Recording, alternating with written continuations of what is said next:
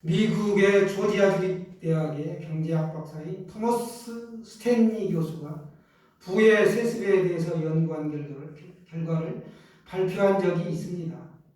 20년 동안 미국을 움직이는 백만장자들의 성장 과정을 연구한 결과 미국의 재벌 가운데 80%는 중산층 또는 노동자 출신들이었습니다.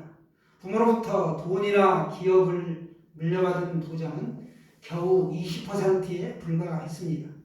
자수성가한 사람들의 공통점은 부모로부터 돈이라는 유산 대신에 좋은 습관을 유산으로 물려받았습니다.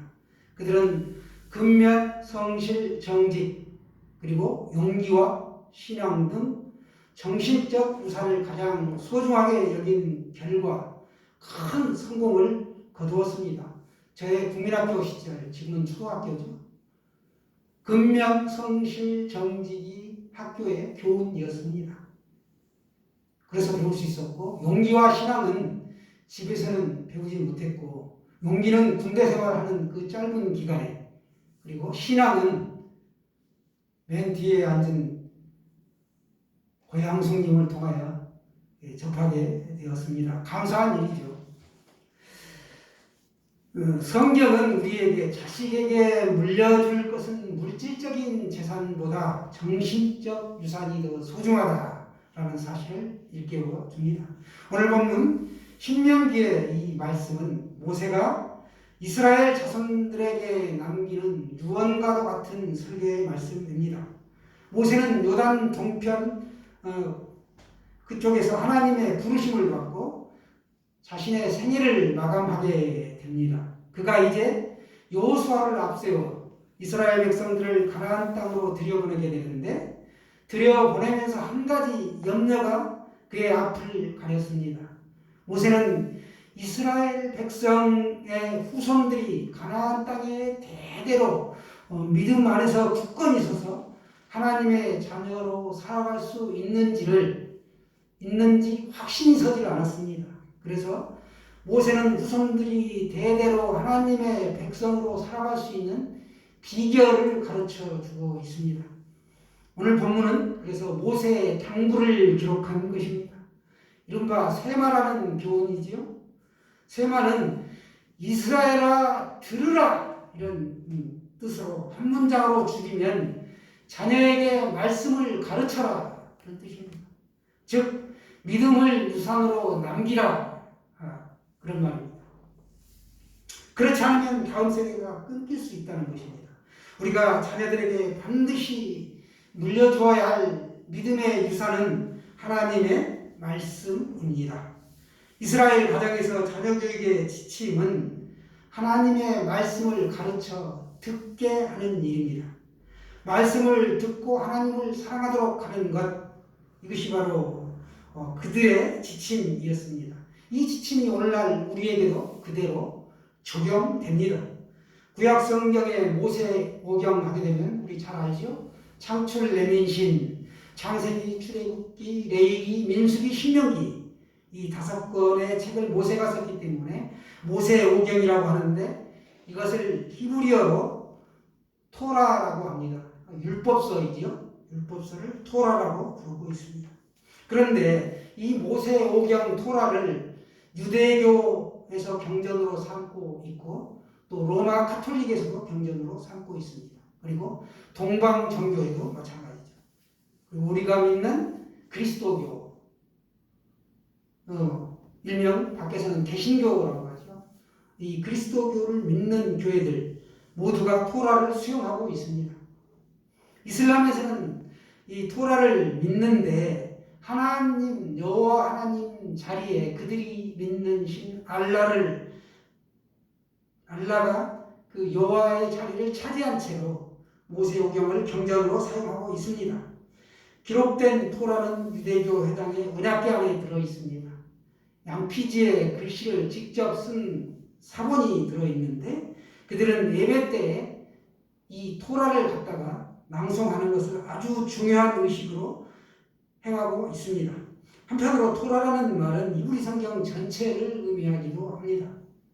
유대인들은 구전되어 온 법률과 관습을 하나님께서 모세에게 내리신 중요한 계시로 봅니다. 그래서 이러한 토라를, 이 말씀을 왜 자녀에게 유산으로 물려주어야 하는가라는 사실을 성경에서 우리가 찾아볼 수 있는데, 그 답이 시편 119편 105절에 답이 있습니다. 주의 말씀은 내 발의 등이요 내 길의 빛이니이다. 아멘입니까? 주의 말씀을 여기서 비유로 설명하고 있습니다. 어두운 밤길을 갈 때 등불을 켜서 들지 않으면 위험합니다. 등불을 켜서 들면 내 발 앞에 길을 훤히 볼 수 있고 우리가 안전하게 갈 길을 찾을 수 있습니다. 이처럼 말씀이 우리 인생의 등불과 같기 때문에 우리가 말씀을 자녀에게 유산으로 물려주어야 하는 것이죠. 아무리 많은 지식을 가지고 있어도, 아무리 많은 돈을 가지고 있다가도, 또 아무리 높은 지위를 가지고 있다 손 치더라도 그 심령에 말씀이 없으면 하나님께서 기뻐하시는 길로 나아갈 수가 없습니다. 인생길을 헤매고 삶의 자리에서 방황할 수밖에 없는 것입니다. 그러나 말씀이 있으면 나침반을 가진 항해사처럼, 또 우리가 운전할 때 지도를 가지고 있거나 내비게이션을 가진 운전자처럼 하나님이 기뻐하시는 길로 나아갈 수 있습니다. 다른 무엇보다도 자녀에게 물려줘야 할 유산은 바로 하나님의 말씀이라는 것입니다. 말씀. 실상은 부모가 먼저 하나님의 말씀을 배우고 말씀 그대로 생활하며 그 말씀을 자녀에게 들려주어야 하는 것입니다. 예전에 MBC 일요일 밤에 오늘을 즐겨 그런 프로그램이 있었는데요. 거기에 소개된 초등학교 2학년의 동시를 소개합니다. 엄마가 있어 좋다. 나를 이뻐해 주셔서. 냉장고가 있어 좋다. 나에게 먹을 것을 주어서. 강아지가 있어 좋다. 나랑 놀아주어서. 아빠는 왜 있는지 모르겠다. 이 아빠가 강아지만도 못하다는 것이죠. 아빠들을 씁쓸하게 하기 싫었습니다. 여러분의 자녀가 지금 무엇을 하고 무엇을 잘하고 또 무엇을 잘못하고 있는지로 보지 않기를 바랍니다. 그 자녀는 하나님의 부르심을 받은 사람이고 장차 하나님께 크게 쓰임받을 사람이라는 존재로 보아줘야 하는 것입니다. 여호와 하나님께서 산에서 모세를 부르셨습니다. 무슨 산인가요? 시내 산이죠. 시내 산에서 부르시고 모세를 통해 이스라엘 자손에게 약속의 말씀을 주셨습니다.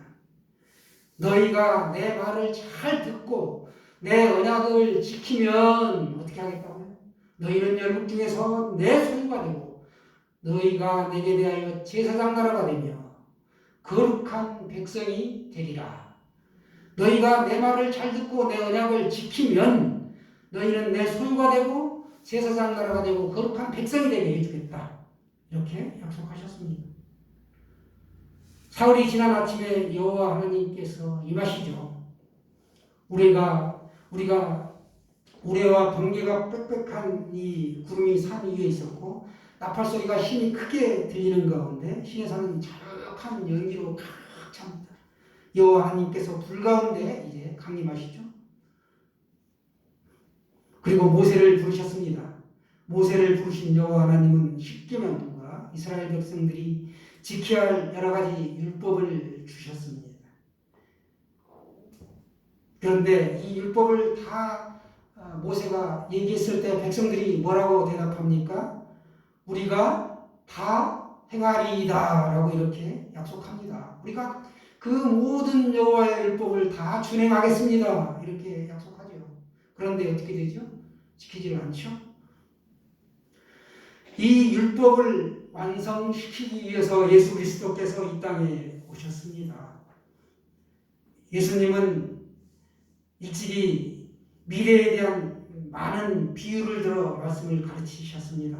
예수님이 특별히 천국에 대해서 말씀하실 때 비유를 들어서 말씀하셨죠. 그 당시에 사람들은 이 예수님이 천국에 대한 비유를 말씀하셨을 때 잘 이해할 수가 없었습니다. 그래서 그들이 잘 이해할 수 있도록 비유를 들어 사용했던 것입니다. 우리 신앙의 부모들은 자녀에게 부지런히 천국을 가르쳐야 합니다. 요즘 자녀들은 휴대전화를 무척 좋아하죠. 그러나 휴대전화가 천국을 가르쳐주지는 못합니다. 신앙의 부모가 말씀으로 가르쳐야 하는 것이죠. 유일하신 하나님을 가르쳐야 합니다. 4절에 보시면 우리 하나님 여호와는 오직 유일한 여호와이시니 라고 합니다. 우리 하나님 여호와는 유일무이한 하나님이다. 유일무이한 유일한 신 여호와이시다라는 것을 가르쳐야 한다는 것입니다. 사람들은 사랑하고 사랑을 받고 싶어 하지만 사랑하는 방법을 모르거나 사랑하는 일 자체를 귀찮아합니다. 그래서 다른 사람들을 사랑하지 못합니다. 혹은 자기 방식대로 사랑을 하여 다른 사람에게 사랑이 아닌 것을 일방적으로 행하기도 합니다. 흔히 사랑을 주는 것이라고 하지만 주는 것도 요즘은 쉽지 않은 것 같습니다. 일방적인 자선행위가 받는 사람에게 우전적인 성격을 키우게 하고 또 받기만 하는 사람은 뻔뻔한 이기심을 갖게 됩니다. 이기심을 가진 사람은 남을 사랑할 수 없습니다. 그렇기에 균형 잡힌 사랑을 배워야 하고 실행해야 하는 것입니다. 자녀에게 균형 잡힌 사랑을 가르쳐야 합니다. 부모들은 너나 할 것 없이 아이들이 자라서 세상에 살아갈 때 이 세상이 따뜻한 세상이기를 바라지요. 우리 주변에 돌봐야 할 사람을 찾아 도움을 주는 일, 이 봉사활동이라든가 선행은 자녀들의 인격 형성과 신앙 향상에 멋진 디딤돌이 될 것입니다. 그러나 무엇보다도 자녀가 하나님을 사랑하도록 가르쳐야 합니다. 그래서 5절에 말씀하죠. 너는 마음을 다하고 뜻을 다하고 힘을 다하여 내 하나님 여호와를 사랑하라. 마음을 다하고 뜻을 다하고 힘을 다하여 내 하나님 여호와를 사랑하라. 그렇게 하시겠습니까? 아멘인가요? 네. 이 세상에는 두 가지 지식이 있습니다. 하나는 하나님을 아는 것이며 다른 하나는 인간 자신을 아는 것입니다. 이 둘은 구분될지언정 결코 분리되지 않습니다. 어느 하나가 없으면 다른 하나도 없다라는 것이죠. 하나님을 만나야 사랑을 알고 세상을 읽을수록 창조주 하나님께 가까이 우리가 나아갈 수 있습니다. 인생의 성공과 실패는 마음의 중심에 하나님의 말씀을 새기는 데 달려있다라고 봐야 합니다. 말씀의 가르침의 그 내용이 마음 중심에 있어야 되는 것이죠. 그래서 가슴에 세워진, 즉 마음의 중심에 말씀이 세워진 사람은 그 생각대로 실천해 나간다는 것이죠. 즉 그 말씀대로 행동을 옮기게 됩니다. 오늘 내게 명하는 이 말씀을 저는 마음에 새기고 합니다.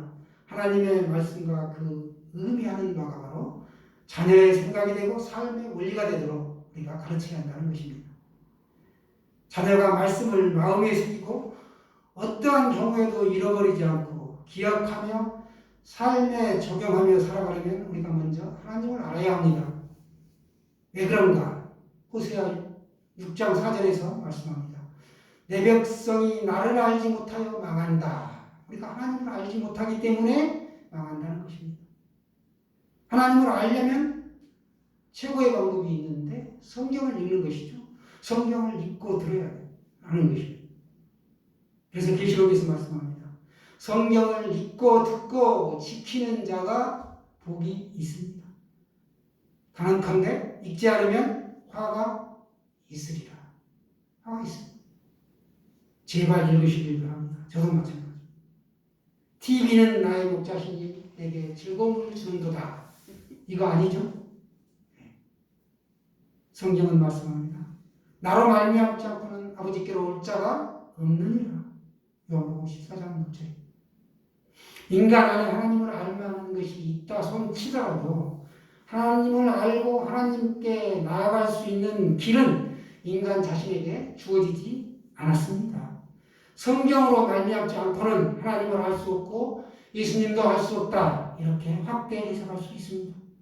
인생의 성공과 실패는 마음판에 하나님의 말씀을 새기는 데 있습니다. 세상에는 부지런한 사람이 있는가 하면 게으른 사람도 있습니다. 부지런한 사람은 일반적으로 성공할 수 있지만 게으른 사람은 대부분 실패합니다. 그리스도인이라고 애인은 아니죠. 혼자 잘 믿는다고 호언장담하는 사람도 말씀을 부지런히 배우고 실천하지 않으면 신앙생활뿐만 아니라 일상생활에서도 실패할 수밖에 없습니다. 그러므로 부모는 자녀에게 하나님의 말씀을 부지런히 가르쳐야 할 책임이 있습니다. 공부라가 아니라 말씀을 보여주는 것, 삶으로 보여주는 것이죠. 7절 말씀을 보시면 내 자녀에게 부지런히 가르치며 집에 앉았을 때든지 길을 갈 때든지 누워있을 때든지 이 말씀을 강론할 것이며 이렇게 말씀합니다. 부지런히 가르치며 말씀을 칼을 갈듯이 계속적으로 가르친다는 것입니다. 즉 원뜻을 들여다보면 말씀을 예리한 무기로 찌르듯이 마음속 깊이 새겨 넣으라 이런 말씀입니다. 또 이 말씀을 강론할 것이면 그 말씀을 상황에 맞춰 해석하고 적용하여 구체적으로 행동할 것을 가르치라는 뜻입니다. 자녀들은 완전한 가치관이 형성되어 있지를 않습니다. 그렇기에 즐거운 일, 특히 자신이 좋아하는 일이 있으면 그냥 따라갑니다. 유혹을 받죠. 세상 문화와 풍속에 쉽게 동화됩니다. 스마트폰이나 TV를 통해 듣고 보아서는 안 될 장면들에 쉽게 노출이 되는 것이 바로 자녀들입니다. 부모는 마땅히 자녀에게 스마트폰보다 하나님의 말씀을 읽고 듣는 시간을 더 많이 갖도록 지도해야 할 의무가 있습니다. 그래서 저도 가족톡에 아침 시간에 하나님의 말씀을 수시로 올리곤 합니다. 부모가 일일이 잔소리할 수 없죠. 더군다나 잔소리가 사람을 변화시키지 못합니다. 오늘 성경은 뭐라고 말씀합니까? 아비들아 너희 자녀를 노엽게 하지 말고 주의 교훈과 훈계로 양육하라 이렇게 말씀합니다. 자녀는 부모의 축소판입니다. 처마 밑에 낙숫물을 보세요. 낙숫물 그 자리에 계속 뚝뚝 떨어지죠. 마치 자식은 부모의 닮은 꼴이듯이 그대로 부모를 쏙 뼈에 담습니다. 좋은 것만 본받으면 좋으련만 더 나쁜 것의 영향을 많이 받습니다. 삶으로 살아내시기를 바랍니다. 자녀에게 이야기해 주어야 합니다. 물에 빠진 사람에게 손을 내밀면 그 사람이 손을 슬쩍 잡느냐 아니면 죽을 둥 살둥 강하게 붙잡을 것 같으냐 이렇게 말해 주어야 한다는 것이죠. 우리가 이처럼 성경 말씀을 꽉 붙잡아야 된다는 것입니다.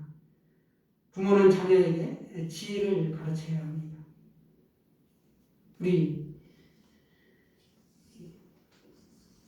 열왕기상 3장에 보시면은 솔로몬의 재판에 관한 이야기가 나옵니다. 창기 두 여자가 솔로몬 왕에게 와서 각기 자기 주장을 합니다. 각자 죽은 아들이 상대방의 아들이요 산 아들이 자신의 아들이라는 주장을 하지요. 산 아들이 자신의 아들이라는 주장을 하는 여자는 내가 사나이를 내 아들이라고 주장하는 근거는 이러이러한 이유입니다 라고 설명을 합니다. 그 여자가 말하기를 아침에 내가 내 아들을 젖먹이려고 일어나 본 적 죽었기로 내가 아침에 자세히 보니 내가 낳은 아들이 아니더이다. 저 여자가 그의 아들 위에 누움으로 그의 아들이 죽으니 그가 밤중에 일어나서 내가 잠든 사이에 내 아들을 가져다가 자기의 품에 누이고 자기의 죽은 아들을 내 품에 누였나이다 라고 아주 소상하게 설명을 합니다. 즉 바꿔치기 했다는 것입니다. 그러나 다른 한 여자는 이런 주장을 하죠. 아니라 산 것은 내 것이고 죽은 것은 저 여자의 것이니라. 이렇게 주장을 펼칩니다. 세상을 살다 보면 의견이 다른 사람들을 만나게 됩니다. 자녀가 이 험한 세상을 살아갈 때 분명히 자신과 다른 주장을 펼치는 사람을 만나게 될 텐데 그때 왜 무슨 이유로 어떤 근거로 나는 이런 주장을 펼치고 저 사람은 상대방은 왜 어떤 이유로 어떤 근거로 저런 주장을 하느냐라고 서로 이렇게 토론을 하게 된다는 것이죠. 그럴 때 나는 객관적인 자료를 제시하고 또 때에 따라서는 주변 사람들의 의견을 청취하기도 합니다. 역지사지라고 들어보셨죠? 사람을 사귀다 보면 이 여자처럼 아니라 산 것은 내 것이요 죽은 것은 저 여자의 아들입니다. 이런 주장하는 사람을 의외로 자주 만나게 됩니다.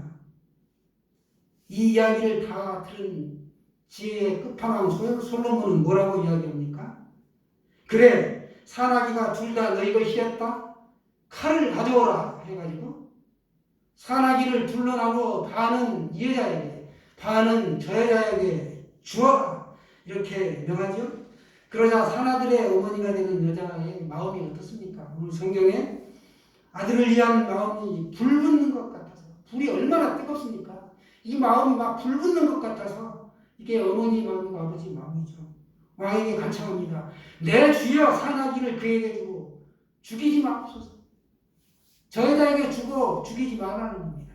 그런데 다른 여자는 뭐라고 말합니까? 내 것이 되게도 말고 저 여자의 것도 되게 말고 반으로 나누소서. 이 두 여자를 통하여 심리를 마친 솔로몬은 명판결을 내리죠.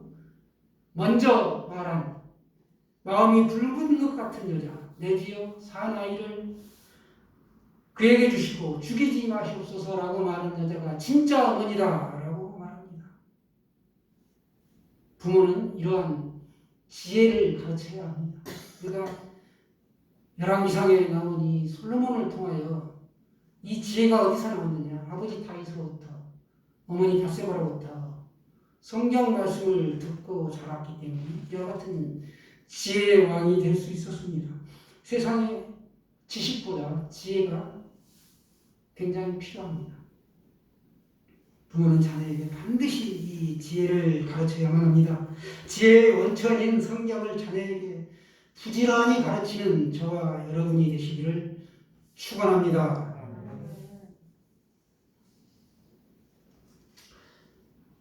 준비하시